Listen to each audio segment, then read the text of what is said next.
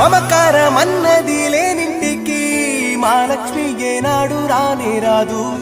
ఆప్యాయతన్నది లేని నాడు ఆ మనిషి బతుకసలు బతుకే కాదు.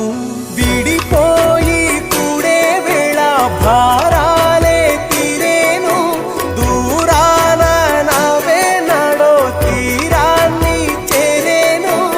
ఇంకొక జన్మంటూ ఆ దేవుడు నాకిస్తే మళ్ళీ బంధం నాకిమ్మని వరమడిగేస్తా.